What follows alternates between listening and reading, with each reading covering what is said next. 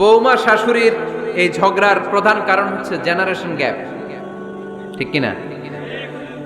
শাশুড়ি এক জেনারেশনের আর বৌমা আরেক জেনারেশনের। শাশুড়ি ভাবে একরকম, বৌমা ভাবে আরেক রকম। শাশুড়ি চায় বউর উপর খবরদারি করতে, বউ চায় শাশুড়ির উপর খবরদারি করতে। এই ডমিনেটিং এর কারণে কিলাকিলি আছে না নাই? এটা ঠিক না।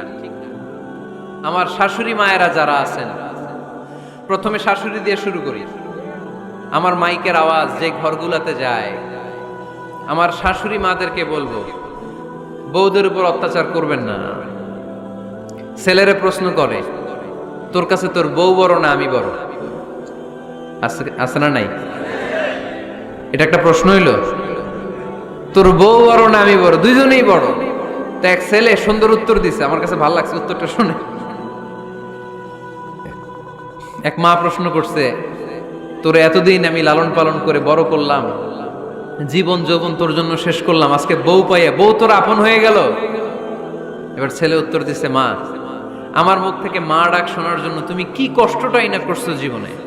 10 মাস আমারে পেটে ধারণ করলা, খাইতে পারো নাই, বমি করছো, খালি ওষুধ খাইছো, তোমার পেট কেটে আমারে বের করা হয়েছে, 2 বছর আমারে দুধ খাওয়াইছো, পেশাব পায়খানা পরিষ্কার করেছো। বয়স যখন 3-4 তখন তোমার আমি মা ডাকছি, এই মা ডাকটা শোনার জন্য তুমি এত কষ্ট করছো। আর আরেকবারের মাইয়া এই ঘরে আইসাই তোমার মা ডাকা শুরু করছে। যেই মেয়েটা তোমারে মা ডাকে সে আমার আপন হবে না কেন মা? ঠিক কিনা? এই মা ডাক শোনার জন্য তুমি এত কষ্ট করলা, আমার লালন পালন করলা, 10 মাস পেটে ধরলা, পেশাব পায়খানা পরিষ্কার করলা, এরপরে মা ডাক শুনতে পারছো। আর আরেকবারের মেয়ে জানা নাই চিনা নাই এসেই তোমার ডাকা শুরু করছে মা। তো যে আমার মারে মা ডাকে তার স্থান তো আমার কলিজায়, ঠিক কিনা? শাশুড়ি আম্মারা যারা আছেন, প্লিজ বৌমাদেরকে কষ্ট দিয়েন না। অনেক শাশুড়ি আছে পান থেকে চুন খসলে রেগে যায়, পদে পদে স্ত্রীর ভুল ধরে, বউয়ের ভুল ধরে, আছে না নাই? এটা করবেন না। সে তো নতুন, আপনার অনেক এক্সপিরিয়েন্স হতে তার সময় লাগবে, তাকে সময় দিন, তাকে ভালোবাসুন, ঠিক কিনা? না বুঝে সামান্যতে বৌমারে বদদোয়া দেয়, এরকম আছে না নাই? কিন্তু বুঝতে চায় না, বৌমারে যদি বদদোয়া দেয় তাহলে তার নিজ ছেলের পরিবারের ক্ষতি। পেটে ধরা যে ছেলে, ছেলের পরিবারের কিন্তু ক্ষতি, তার আপন নাতি নাতনিদেরই ক্ষতি। আওয়াজ করে বলেন ঠিক কিনা? বৌমাকে বদদোয়া দিয়েন না। বৌমাকে নিজের মেয়ের মতো দেখবেন। সমাধান আমি দিচ্ছি। কেমন দেখতে হবে? নিজের মেয়ের মতো। নিজের মেয়ে সকালে ঘুম থেকে ওঠে 11টা, ওইটা সমস্যা নাই। বৌমা কেন উঠলো না, ওইখানেই ঝামেলা, আছে না নাই? মেহেরবানি করে আপনার বৌমাকে আপনার নিজের মেয়ের মতো দেখেন। নিজের মেয়েরে যেমনি আদর করেন তাকেও অমনি আদর করেন। আপনার বৌমারে যদি আপনি কষ্ট দেন, মনে রাখবেন আপনার নিজের মেয়েটাও আরেকবারের বউ হয়ে কয়েকদিন পরে যাবে। আপনি যা যা করবেন আপনার মেয়েকেও তারা ওই রকম কষ্ট দিয়ে বাড়িতে ফিরিয়ে দিবে। চিল্লায় বলেন ঠিক কিনা? খবরদার, টিট ফর ট্যাট। ইট্টি মারলে পাটকেলটি খেতে হয়। এজন্য শাশুড়ি আম্মা জানারা যারা আছেন, বৌমার সাথে খারাপ আচরণ করবেন না মেহেরবানি করে। তাকে আপনি কষ্ট দিলে আপনার নিজের মেয়েটাও আরেক বাড়ির বৌমা হবে, সেও ওই বাড়িতে এই কষ্টগুলো ভোগ করবে। এগুলো যখন আপনি শুনবেন তখন আপনার চোখ দিয়ে পানি পড়বে কি পড়বে না? পড়বে। এবার আসেন বৌমার কথা বলি। বৌমা যারা আছেন মেহেরবানি করে, বৌমা যারা আছেন মেহেরবানি করে আপনার শাশুড়ি আম্মাকে নিজের মায়ের জায়গায় রাখবেন। আপনার বাড়ি ছেড়ে নতুন বাড়িতে আসছেন, তো এটাই তো আপনার বাড়ি। আপনার মা রেখে দিয়ে নতুন মা পাইছেন, এটাই তো আপনার মা। তো ওনাকে মায়ের জায়গায় বসাতে আপনার সমস্যাটা কোথায়? বৌমারা খেয়াল রাখবেন, আপনি আপনার শাশুড়ির সাথে যে আচরণটা করতেছেন, আপনার শেষ বয়সে আপনার ছেলের বিয়ে দেওয়ার পরে যে বৌমাটা আসবে ওই আচরণই আপনাকে ফিরিয়ে দিবে। The nature has its own return. প্রকৃতির একটা মাইর আছে, এটা শেষ মাইর, এটা শেষ খেলা। প্রকৃতির খেলা বড় খেলা। আপনি আপনার শাশুড়ির সাথে যে আচরণ করবেন, আপনার শেষ বয়সে আপনি একদিন শাশুড়ি হবেন, এটা মাথায় রাখবেন। ওই আচরণই আপনি ফিরে পাবেন। আওয়াজ করে বলতে হবে ঠিক কিনা? এজন্য 9 নাম্বার পয়েন্টস হচ্ছে মিউচুয়াল রেসপেক্ট। সবাই যেন সবাইকে ভালোবাসি। দোষ ছাড়া মানুষ নাই। সবার দোষ আছে, আমরা যেন একে অন্যের দোষ না খুঁজি। বৌমারা, আপনাদের কেন যদি আমার মাইকের আওয়াজ যায়, অল্প কিছু টেকনিক অবলম্বন করলে আপনি আপনার শাশুড়ির মন জয় করতে পারবেন। শাশুড়িরা আসলে বেশি কিছু চায় না, আগের জামানার মানুষ তো, এদেরকে ওইভাবে হাত করতে হবে। মাঝে মাঝে একটু শাশুড়ির মাথায় তেল দিয়ে দেন, চুলে তেল দিয়ে দিবেন আর কি, মাঝে মাঝে চুল আশ্রয় দিবেন, এগুলো কিন্তু খুব পছন্দ করে শাশুড়িরা। ওনার প্রেশারটা একটু মেপে দিবেন, ডায়াবেটিক্সের ওষুধটা খাইলো কিনা সময় মতো খোঁজ নেবেন, কি পছন্দ করে খেতে একটু রান্না করে দিবেন। যেই বক্তার ওয়াজ শুনতে পছন্দ করে ওই বক্তার ওয়াজগুলো ডাউনলোড করে শাশুড়ি আম্মাকে দিবেন, ইসলামী বই দিবেন। দেখবেন বয়স্ক নারীরা মাহফিল যেতে খুব পছন্দ করে, ওয়াজ শুনতে খুব পছন্দ করে, নবীদের কাহিনীগুলো শুনতে পছন্দ করে। বসায় বসায় একটু কাহিনীগুলো শোনাবেন। বাইরে বেরোলে জিজ্ঞেস করেন, আম্মা আপনার কিছু লাগবে কিনা। আর একটা টিপস আছে, চুল যখন আশ্রাবেন আর শাশুড়ির মাথায় যখন তেল দিয়ে দিবেন, তখন অতীতের কথা জিজ্ঞেস করেন, দেখবেন অতীতের স্মৃতিতে হারিয়ে গিয়েছে আপনার শাশুড়ি।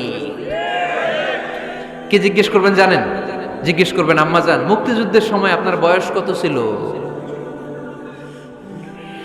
ওই সময় মুক্তিযুদ্ধের সময় আপনাদের এলাকায় কি কি হয়েছিল মা? আরেকটা প্রশ্ন করবেন, মা বিয়ের সময় আপনি কেমন ছিলেন? ওই দিন দেখবেন বুড়ি আর বুড়ি নাই, জুয়ান হয়ে গেছে। ওই দিন বলবে, মা আমি অনেক সুন্দরী ছিলাম, আমার মাথায় অনেক চুল ছিল, আজকে নাই। আমগো গ্রামে আমার চাইতে সুন্দরী মাইয়া ছিল না। অতীতের স্মৃতিতে, স্মৃতি হাতরাতে হাতরাতে তিনি হারিয়ে যাবেন। জিজ্ঞেস করবেন যে, মা শীতকালে আপনাদের দেশে কি পিঠা বানাতেন আপনি যখন ছোট ছিলেন, আপনার বাপ চাচারা কি করতো?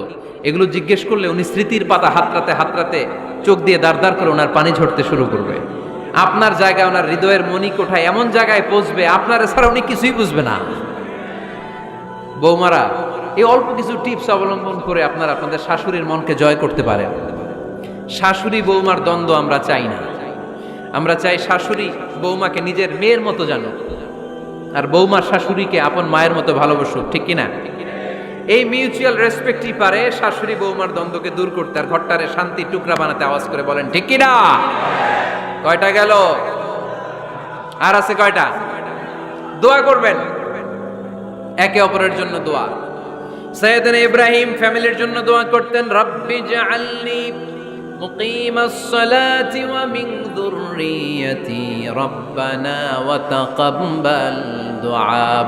ও আল্লাহ, আপনি আমার নামাজ কায়েমকারী বানান, আমার কলিজার টুকরা সন্তান ইসমাইলকেও নামাজ কায়েমকারী বানান, আমার দোয়াটা আপনার দরবারে আপনি কবুল করে নেন। সুবহানাল্লাহ পড়েন। রব্বানা ইন্নী আসকানতু মিন যুররিয়াতি বিওয়াদিন গায়রি যী যারইন ইনদা বাইতিকাল মুহাররাম। ও আল্লাহ, আমার সন্তান সন্ততি, আমার ফ্যামিলিকে ধুধু মরুপ্রান্তর এই উপত্যকার মধ্যে তোমার কাবা ঘরের সামনে রেখে গেলাম, তাদেরকে তুমি নামাজ কায়েমকারী বানিয়ে দিও। গোটা বিশ্বের সব মানুষের অন্তর আমার ফ্যামিলির দিকে আল্লাহ তুমি ঝুঁকিয়ে দিও। ওয়ারযুকহুম মিনাস সামারাত, ফলমূল দিয়ে আল্লাহ তুমি তাদেরকে রিজিকের ব্যবস্থা করে দিও। তার মানে সব নবীরা তাদের পরিবারের সদস্যদের জন্য দোয়া করতেন কি করতেন না? আবার কোরআন আমাদেরকে শিখালো, রব্বানা হাব লানা মিন আজওয়াজিনা ওয়া মিন যুররিয়াতিনা কুররাতা আ'য়ুন ওয়াজআলনা লিল মুত্তাকিনা ইমামা।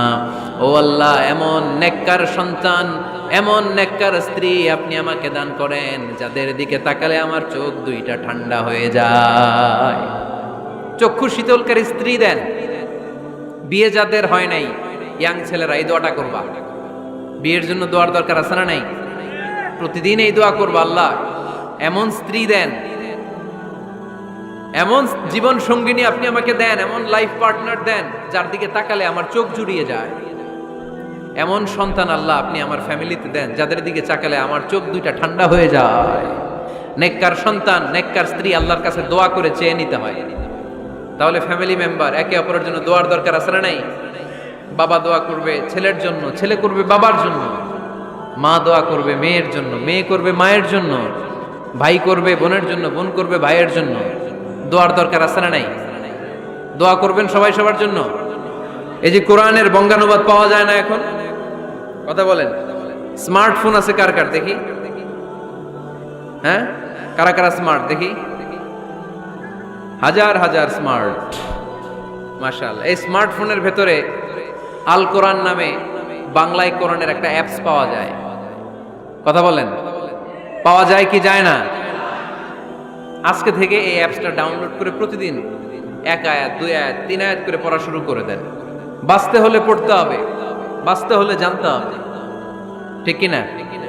এই স্লোগান আমাদেরকে শেখায়। এই স্লোগান তো আল্লাহ, এই স্লোগান দিয়েই তো আল্লাহ কোরআন শুরু করছে, ইকরা বিসমি রাব্বিকাল্লাযী খালাক। বাঁচতে হলে জানতে হবে, বাঁচতে হলে পড়তে হবে, পড়ার কোনো বিকল্প নাই। আওয়াজ করে বলেন ঠিক কি না? সুজানগরের ভাইয়েরা, মোবাইলের অ্যাপসের ভিতরে আমরা কোরআন রাখতে রাজি আছি তো সবাই? হাদিসের অ্যাপস ডাউনলোড করতে রাজি আছি তো? বাস রাজি আছি, ডাউনলোড করে রাইখা দেবো, আর কেউ পড়বো না নাকি? হ্যাঁ, প্রতিদিন একটা আয়াত হলেও যেন আমরা পড়ি। আল্লাহ যা বলা দরকার সব বলে দিয়ে গেছে, নতুন করে আর কিছু বলবে না। আমরা যেন পড়াশোনা করি, আমরা যেন একটা পাঠাগার বানাই। আবারও কখনো আসার সুযোগ হইলে আমি জিজ্ঞেস করবো, যদি আমার মনে থাকে যে আপনাদের পাঠাগার আছে কার কার ঘরে, সেদিন সবার হাত তুলতে হবে। এমনি পারা যাবে তো? আল্লাহ তুমি তৌফিক দাও।